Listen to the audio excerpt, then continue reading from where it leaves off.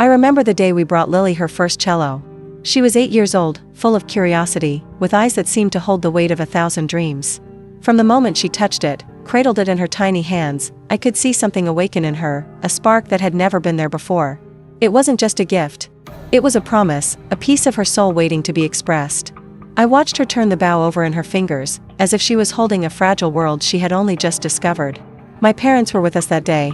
They smiled and cooed over her excitement, the way grandparents always do. I didn't notice anything strange then. I thought they were proud, I thought they understood how special this moment was. But even then, I suppose the seeds of betrayal were quietly planted in ways I could never have imagined. She spent that evening exploring every note, every sound. I sat nearby, pretending to read a book, but in reality, I was listening to the way her small fingers danced across the strings, producing music that seemed far beyond her age. Every note was precise, deliberate, full of feeling. She had always been sensitive, but this was different. The music didn't just come from the instrument. It came from her heart. I felt a mixture of pride and awe, a deep, tender connection to my daughter that I couldn't put into words. I promised myself I would always protect her, her dreams, and that cello that had already become an extension of her soul. In the weeks that followed, Lily's dedication grew. She practiced daily, sometimes for hours, not because I forced her, but because she loved it. I could see her passion, and I encouraged it in every way I could. I made sure the cello stayed polished, the strings tuned, the bow kept clean. It wasn't just an instrument to us. It was a living thing, a companion in her journey. Every morning she would wake with excitement, eager to play, and every evening she would reluctantly put it down, exhausted but fulfilled. And my parents? They continued to praise her, visit, and watch. They told her she was talented, that she could become someone extraordinary. I didn't know then that those words were empty, masks hiding intentions I couldn't yet see. Months passed, and our lives seemed normal. The cello sat in the corner of her room when she wasn't playing, its polished wood gleaming under the soft light.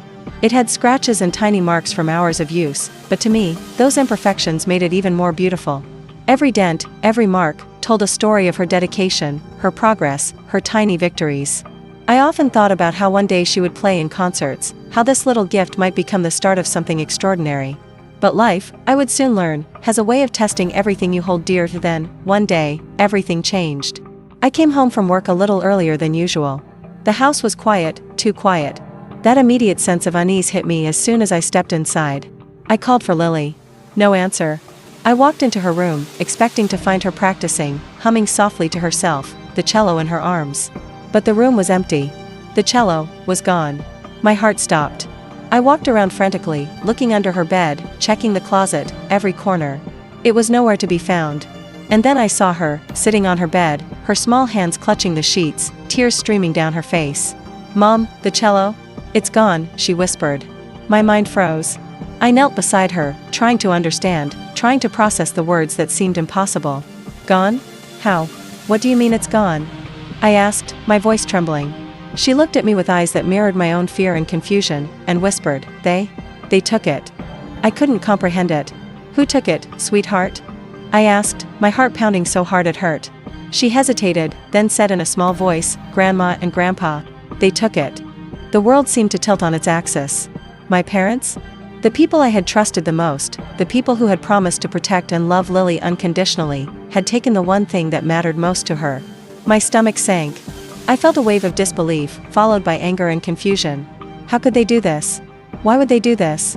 I felt my hands shake, my throat tighten, but I forced myself to stay calm in front of Lily. I hugged her, trying to soothe her, even though I felt a storm of betrayal inside me. "It's okay, baby. We'll figure this out," I whispered, but even as I said it, I wasn't sure if we could. I called them immediately. My father answered first. "Hello?" His voice was casual, unsuspecting. I could barely keep my voice steady. "Where's Lily's cello?" I demanded. There was a pause. "Cello?" he said, as if he didn't understand. "The cello. The one we gave her. The one you and Mom promised she could keep forever." His sigh over the phone was dismissive. "It's just a cello. You can buy another one," he said casually, as if replacing it was simple. My hands gripped the phone so tightly I thought I might break it. "It's not just a cello. It's her dream. It's her passion. How could you even think about doing this?" I shouted, my voice breaking. But it was useless. The coldness in his tone told me everything I needed to know. They didn't care.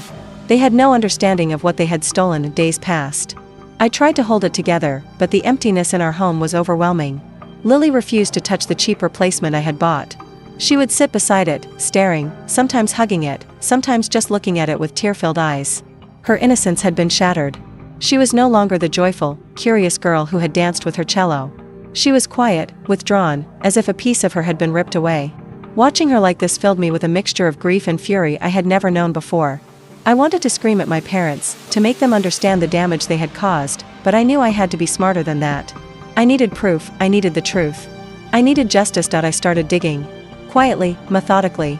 I made calls, asked questions, and soon the pieces began to fall into place. There it was, a listing. Online. The cello. Every detail matched perfectly, the scratches, the marks, the little imperfections that only someone who knew it intimately would recognize. And the price? $87,000. I felt a cold wave of shock and disbelief. $87,000. They had sold my daughter's dreams for $87,000. My hands trembled as I stared at the screen. The betrayal was absolute. They didn't just take a cello. They had stolen her happiness, her passion, her innocence. And I realized, with a painful clarity, that the people who had raised me, who had promised to protect me and my family, could be capable of this kind of selfishness. I printed the listing, every email, every record I could find, and carried it with me the next morning when I confronted them. I needed to see their faces, to witness the reaction, to know if they could even feel shame. I knocked on the door, my heart hammering. They opened it, and I could feel the tension immediately. I held up the papers. This is Lily's cello. You sold it. $87,000. Every detail matches. Every mark, every scratch. You lied to us. You took her dreams. How could you do this? My father looked at me with a mix of disbelief and annoyance.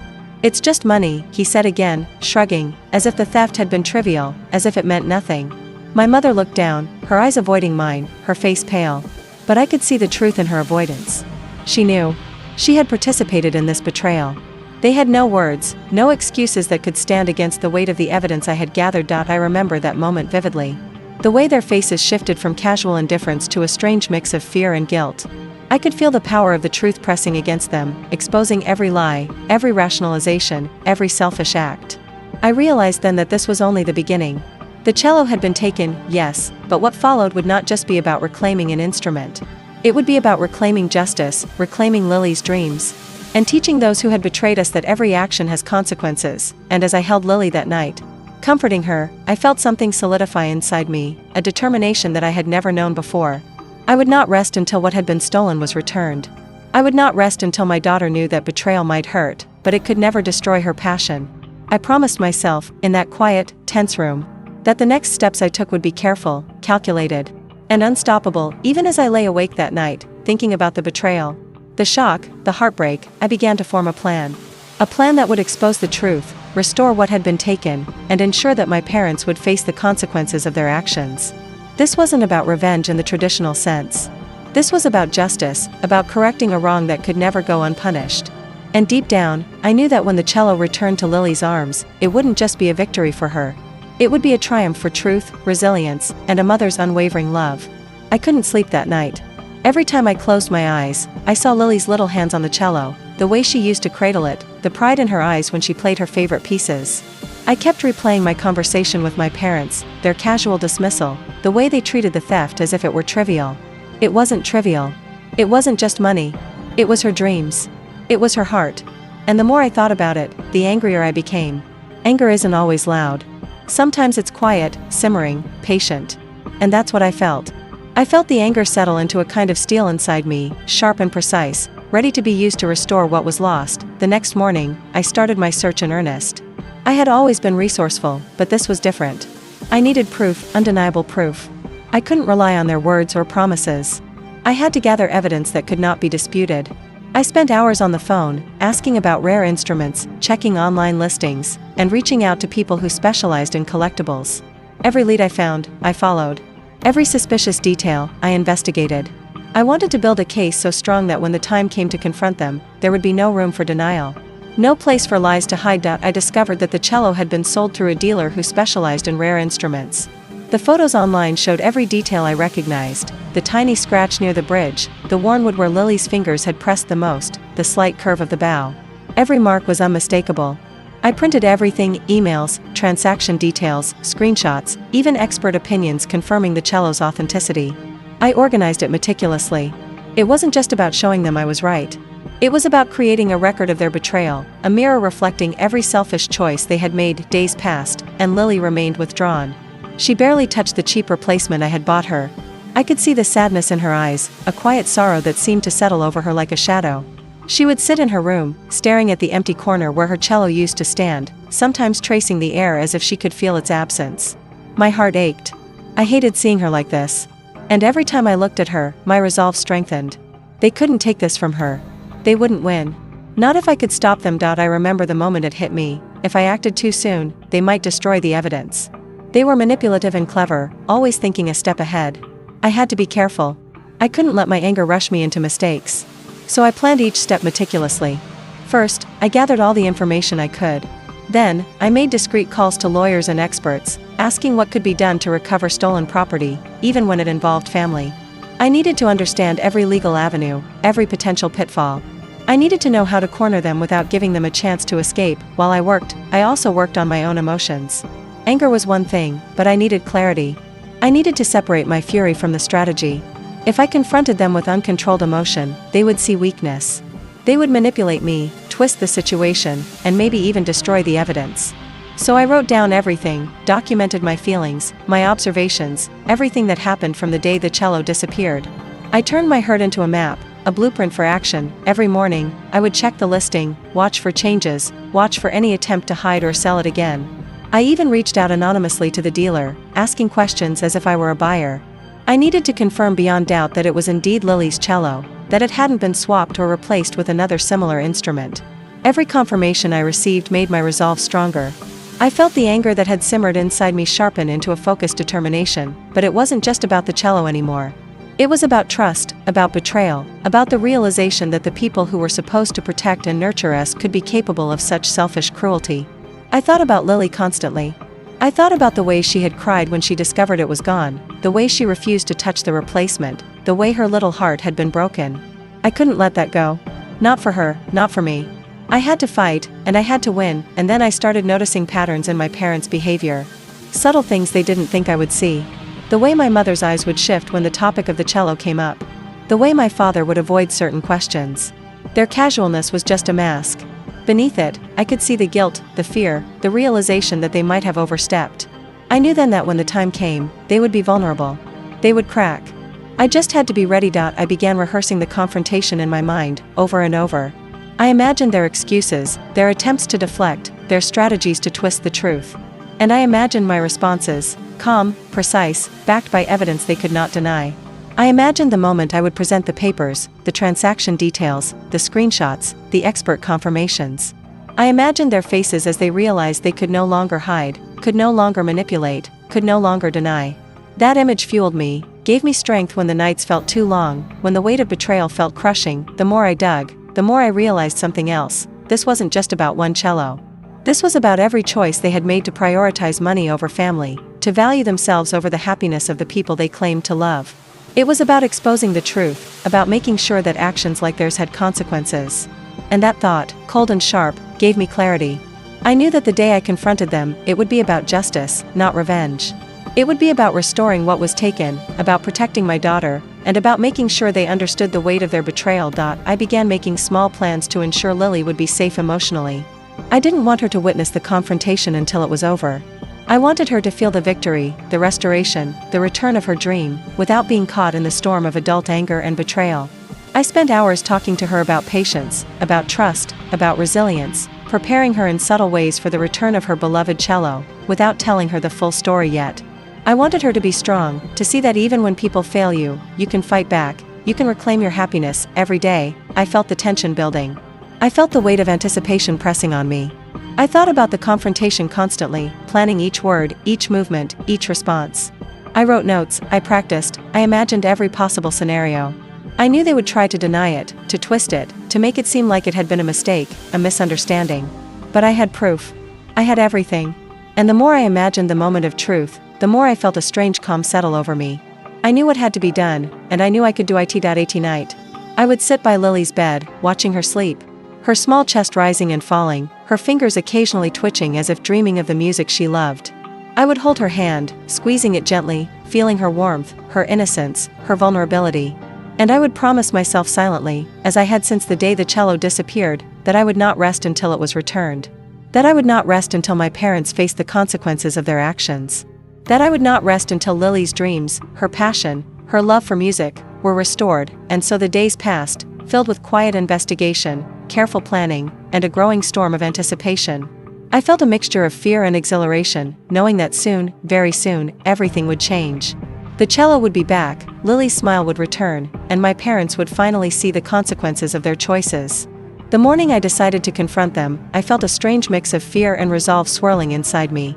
Every step I took toward their house felt like walking into a storm I couldn't escape. My hands shook slightly, though I tried to keep my composure.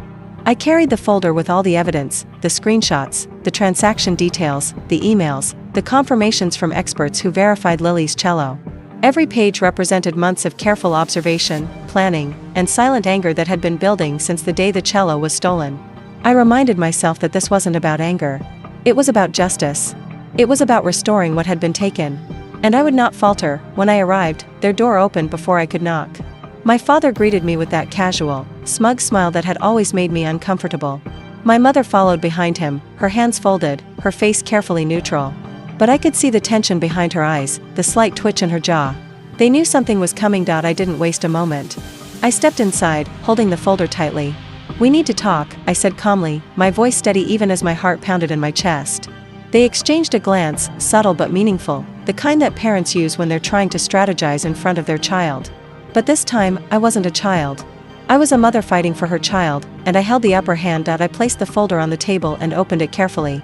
The papers spilled out like evidence in a courtroom drama. "This is Lily's cello," I said, my voice soft but sharp. "The one you sold. Every detail matches. Every mark, every scratch, every dent she made with her tiny hands. $87,000. You sold her dreams for $87,000. Do you have anything to say?" For a moment, silence. Then my father laughed, a sharp, bitter sound. "It's just money, Sophia. You think we did anything wrong?" His words were meant to provoke me, to make me question myself. But they didn't. I felt the anger rise, not in a way that made me lose control, but in a way that sharpened my focus. "You think it's just money?" I said, my voice colder now. "Do you even understand what you took from her? The hours she spent practicing, the love she put into that cello, the dreams she built around it? You sold all of that. And for what? For money? For yourself? You betrayed your own granddaughter. You betrayed me. And now you have to face the consequences." My mother looked away, her fingers twisting nervously. My father leaned back, trying to maintain composure, but I could see the cracks forming in his facade. I pulled out the screenshots, showing each one carefully. I highlighted the scratches, the dents, the small imperfections that only someone who knew the instrument intimately would recognize. I showed the transaction details, the emails from the dealer, the confirmation from the expert who verified the cello's authenticity. Their faces changed slowly as they absorbed the evidence. The casual, indifferent expressions faded.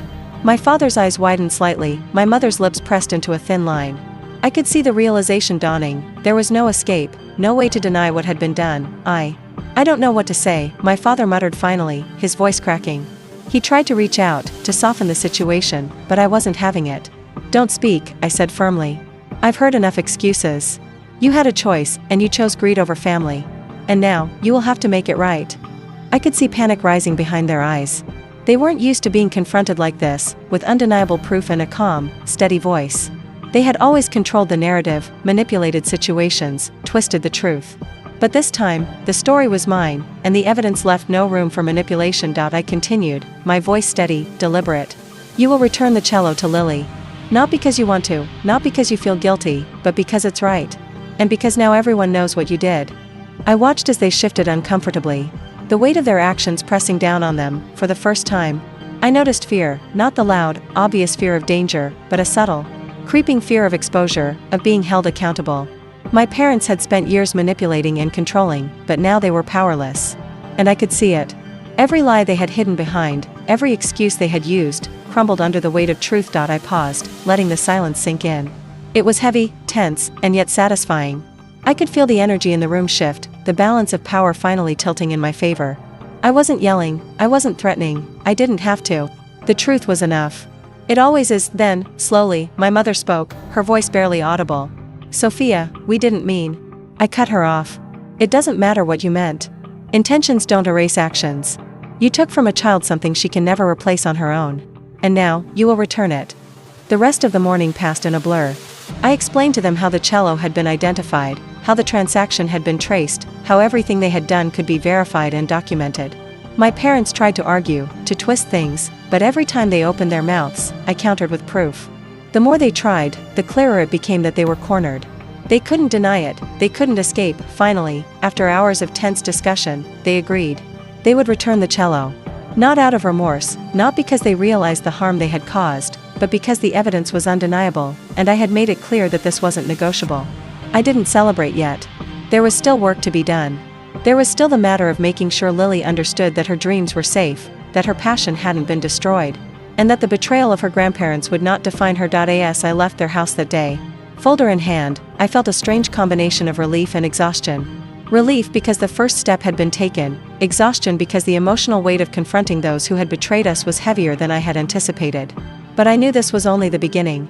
The cello would be returned, yes, but there were still lessons to teach, emotions to heal, and justice to ensure. When I returned home, Lily ran into my arms. I hugged her tightly, feeling the warmth and innocence that had been shadowed by months of sadness. "Mom, what happened?" she asked, her voice tentative.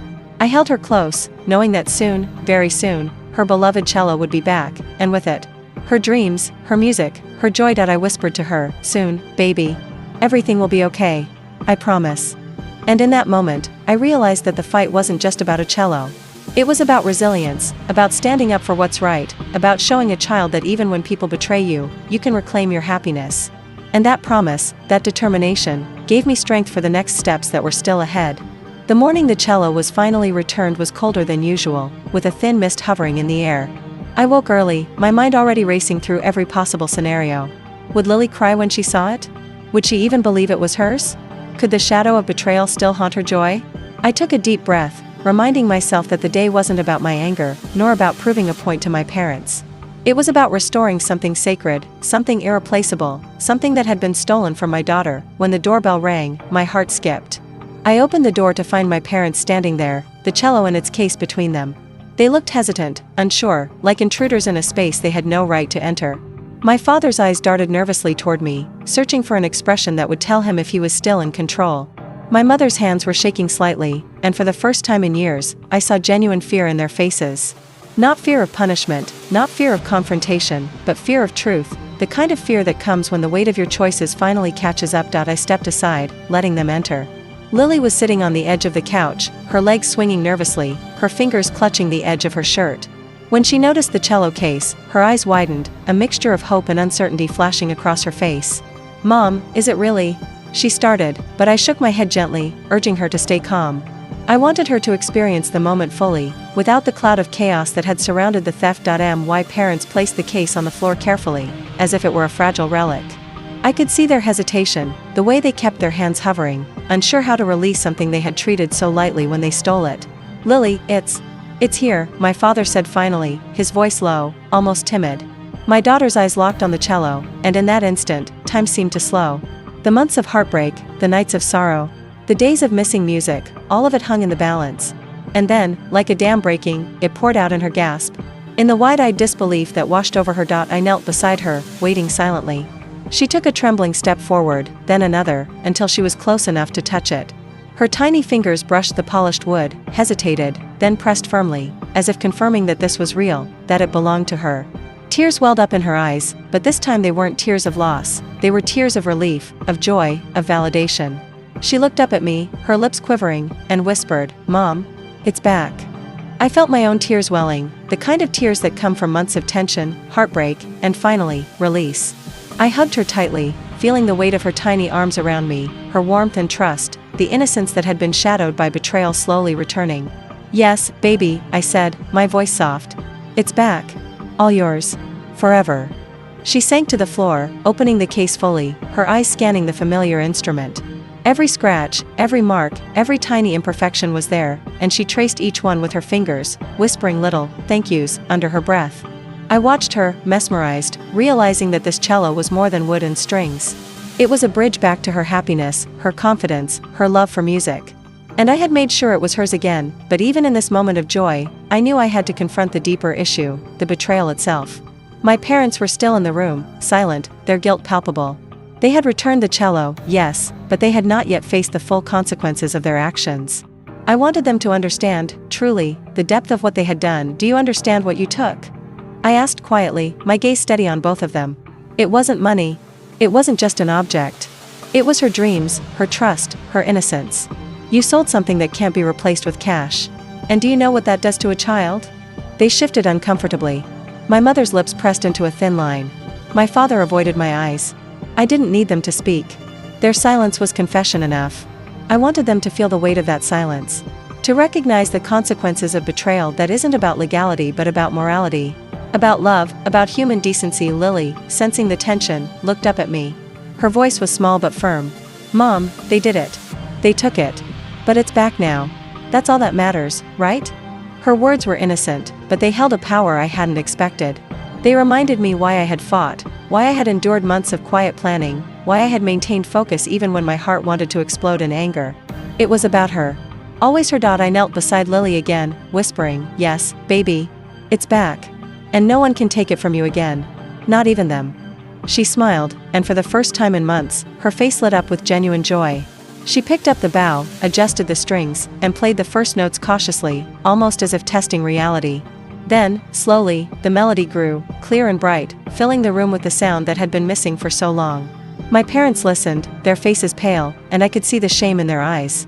They had taken this from her, and now, they were powerless to undo the damage, powerless to stop the beauty their actions had almost destroyed. After the music filled the room, I addressed my parents again. Returning the cello isn't enough. You need to understand what this means. You need to understand that trust, love, and respect aren't negotiable. You chose greed over family. You chose selfishness over the happiness of your granddaughter. And you need to live with that. Every day. Every time she practices. Every time she smiles. You will remember the consequences of what you did. My mother's eyes filled with tears. My father's jaw tightened, his hands clenching at his sides. I didn't want them to feel fear of me.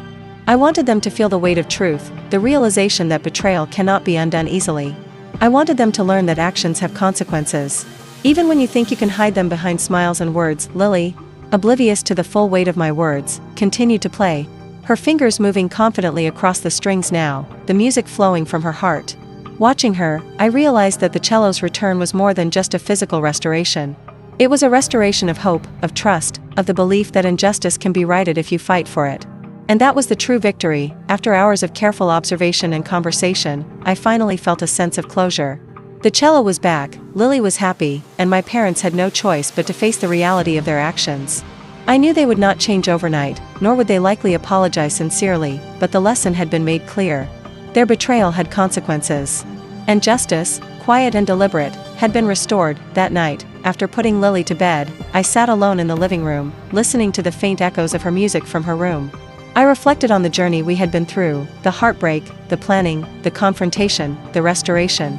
I realized that the true power of this experience wasn't revenge. It wasn't punishment.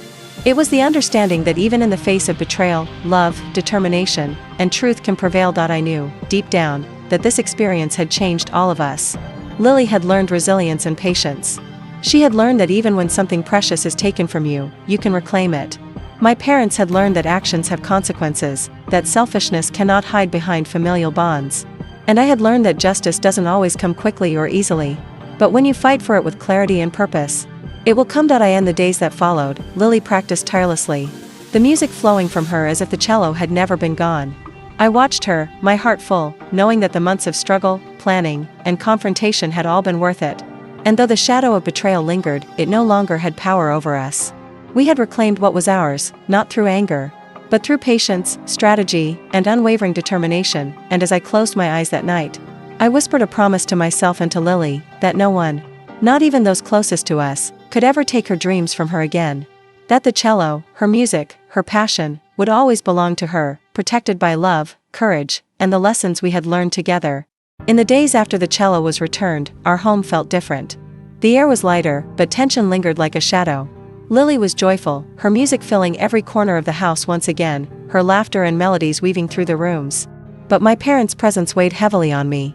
They stayed away for a few days after the confrontation, likely to avoid the awkwardness, the shame, and perhaps the anger I hadn't fully expressed yet. And that distance gave me time to reflect. To consider what this ordeal had truly taught me, not just about betrayal, but about trust, family, and the strength of a mother's love. I spent hours in the living room, thinking about the moments that led up to the cello's return. I remembered the way Lily had clutched it the first day she received it, the way she practiced tirelessly, the passion that radiated from her every movement. I realized that the cello wasn't just a gift. It was a symbol of hope, a testament to her dreams, and a bridge to a future she could shape. When my parents had stolen it, they hadn't just taken an instrument, they had attempted to steal that hope, that innocence, that belief in herself. And I had refused to let that happen. Watching Lily play, I could see the joy returning to her in full force. She played pieces she had learned months ago, her fingers dancing across the strings with a confidence she hadn't displayed since the cello disappeared.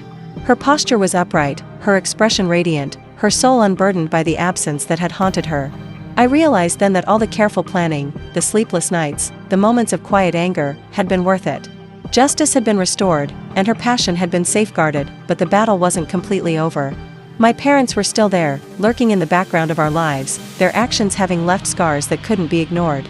I had made it clear to them during the confrontation that actions have consequences, but consequences don't always manifest immediately. I wanted them to understand, fully, that betrayal, even when disguised as casual greed, cannot be excused by familial bonds. And so, I continued to observe them, carefully, deliberately, noting every word, every gesture, every slip of behavior that revealed their true intentions. I realized that the aftermath of betrayal isn't just about returning what was stolen. It's about accountability. It's about ensuring that those who hurt you understand the magnitude of their actions. I started documenting interactions, subtle behaviors, and moments that reflected their mindset. I wanted to ensure that this lesson wasn't forgotten, that the cello's return wasn't just a temporary resolution but a permanent reinforcement of integrity, respect, and the importance of honoring others' dreams. During this period, I also focused on preparing Lily emotionally. I didn't want her to carry bitterness or anger toward her grandparents. I wanted her to understand that while people can make mistakes, and even terrible choices, the strength of character lies in reclaiming your own happiness and not letting betrayal define you. We spent hours talking about patience, resilience, and forgiveness, not the kind that allows others to harm you again, but the kind that strengthens your own heart and protects your dreams. I could see the change in her slowly. She began to smile more, her eyes brightened, and her laughter returned in small but consistent doses. She approached her music with renewed dedication, her fingers moving more confidently across the strings. And I felt a profound sense of relief. The cello had returned, yes, but more importantly, her confidence, her innocence, and her trust in the world were beginning to heal. My parents, meanwhile, remained a complex challenge. They interacted with Lily carefully, almost timidly, as if afraid to disrupt the fragile peace we had created. I noticed my father's eyes avoiding certain topics, his smile tighter than usual, the way he tried to appear casual when clearly he was uncomfortable. My mother seemed conflicted, sometimes showing small glimmers of remorse, but often reverting to the defensive posture I had seen for years. I knew that healing their relationship with Lily would take time, and I also knew that I had to remain vigilant, ensuring that their presence didn't threaten the stability we had fought so hard to restore. In those quiet moments, I reflected on my own journey through the ordeal. I realized that the process of reclaiming what was taken had changed me. I had discovered a resilience I hadn't known I possessed, a clarity of purpose that guided my actions with precision and intention. I had learned that confrontation, when fueled by truth and guided by careful strategy, is a powerful tool. I had learned that justice is not about anger or vengeance, it is about restoring balance, protecting the vulnerable, and ensuring accountability. And yet, there was still a lingering question I couldn't ignore: how do you rebuild trust after it has been broken? My parents had betrayed us in a way that left scars, and I knew that while the cello was back, the emotional damage could not be erased overnight. I had to navigate this carefully, balancing protection of my daughter with measured opportunities for healing and potential reconciliation. I began to consider boundaries, rules, and structures that would safeguard Lily's dreams while allowing my parents to demonstrate genuine change if they were capable of it. During this period, I also thought about the broader lesson embedded in our experience. Life often places obstacles in our path, sometimes through the deliberate actions of others, sometimes through circumstances beyond our control. What defines us is not the pain itself but the response to it, the courage to confront injustice, the patience to strategize, and the determination to reclaim what is rightfully ours. I realized that this experience had been more than a personal struggle. It was a profound lesson in resilience, integrity, and the protective power of love. I watched Lily one evening, her small form seated on the floor, the cello resting gently against her body, her bow gliding smoothly across the strings. The music filled the room, gentle and flowing, echoing through every corner. And I felt a deep sense of gratitude, not just for the return of the instrument, but for the opportunity to demonstrate to my daughter the strength of standing up for what is right. I knew that this memory, this experience, would shape her understanding of justice, courage, and the importance of valuing one's dreams above all else. And yet, amidst the music and the joy, I remained vigilant. I knew that the echoes of betrayal could linger, that people capable of such selfishness could attempt similar actions in the future if given the chance. I began implementing small safeguards, conversations with Lily about trust, lessons about observing the character of those around her, subtle strategies to ensure her passions were protected. I wanted her to grow up strong, resilient, and aware that while the world contains people who may try to harm her, she also possesses the tools, the intelligence, and the support to reclaim what is hers. In the evenings, I would sometimes sit quietly, reflecting on my parents' reactions. There was no dramatic apology, no emotional confession, only the quiet acknowledgement of exposure and accountability. And I realized that this, in many ways, was more powerful than words. They had to live with the consequences, see the joy they had attempted to steal restored, and understand that betrayal leaves a permanent imprint on relationships, one that cannot simply be erased with a gift or a casual promise. Through it all, I found solace in Lily's resilience. Her ability to reconnect with the cello, to reclaim her music, and to trust again, even in the presence of those who had hurt her, was remarkable. It reminded me why every moment of planning, every careful step of strategy, every quiet night spent gathering evidence, had been necessary. It reminded me that justice is not about punishment alone. It is about restoration, protection, and the affirmation of what is right. And so our days settled into a rhythm, music, learning, and careful observation of my parents' behavior. I made sure that Lily never felt fear or doubt again regarding her dreams. I reinforced her confidence, her joy, and her understanding that while some people may betray you, your resilience and determination can reclaim what was taken. And in the background, I continued to monitor my parents, ensuring that the lesson of accountability remained clear. They had returned the cello, yes, but they had also been taught that actions have consequences. And that betrayal, even when disguised as casual greed, carries weight that cannot be ignored. In those quiet moments, I reflected deeply on what we had endured. I realized that the experience had taught me more than I could have anticipated about trust, betrayal, and the lengths one must go to protect the ones they love. I had learned that confrontation, when guided by evidence and purpose, can be more powerful than anger or threats. I had learned that restoration of what is stolen requires patience, strategy, and emotional resilience. And most importantly, I had learned that the bonds we fight for, our children, their dreams, their innocence, are worth every sacrifice, every sleepless night, every calculated risk. As the weeks passed, Lily flourished. She began practicing more confidently, exploring new pieces, experimenting with music in ways she hadn't before. Her passion for the cello seemed renewed, almost as if the ordeal had solidified her dedication. And I, watching her from the sidelines, felt a deep sense of satisfaction. The fight had been worth it. The struggle had been necessary. And the victory was not just the return of an instrument, but the restoration of a child's dreams and the protection of what mattered most. Even my parents began to adjust to the new reality. Though they remained awkward and tense, there was a subtle shift in their demeanor, a recognition, silent but clear, that their actions had consequences they could not ignore. And while I did not expect full transformation overnight, I understood that the lesson had been delivered. Accountability, visibility, and unwavering determination had ensured that justice was not only served but understood. In the evenings, I would sometimes sit alone, reflecting on the journey we had been through. Months of betrayal, planning, confrontation, and restoration had tested every part of me, and yet, through it all, we had emerged stronger. Lily's dreams had been protected, her innocence preserved, and the lesson of accountability had been made clear. And I realized that the true measure of success wasn't revenge, it was the restoration of balance. The protection of what is precious, and the affirmation that even when the people closest to us fail, we can reclaim what is rightfully ours. After everything, our home finally felt at peace. Lily played her cello every day, her music filling the house with joy and light. The sadness, the fear, and the shadow of betrayal slowly disappeared, replaced by confidence, laughter, and a renewed sense of trust in the world. Watching her, I realized how strong she had become, resilient, determined, and full of life, proving that no one can take away your dreams if you fight for them. My parents never fully apologized. But I knew the lesson had been learned. They understood that actions have consequences, that betrayal cannot be hidden behind family ties or casual smiles. And while our relationship would never be the same, Lily had what mattered most: her cello, her passion, and the certainty that she could overcome anything. I looked at her one evening as she played a new piece, her fingers moving confidently over the strings. I felt proud, not just of her, but of the strength we had shown together. This journey had taught me that protecting those you love requires courage, patience, and determination.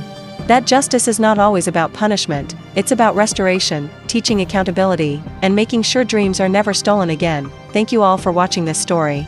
If you enjoyed it, don't forget to subscribe to the channel, like the video, and turn on the notification bell so you never miss another story of betrayal, justice, and revenge. Remember, even when life tries to take away what you love, with patience and determination, you can reclaim it. Stay strong, stay resilient, and I'll see you in the next story. **.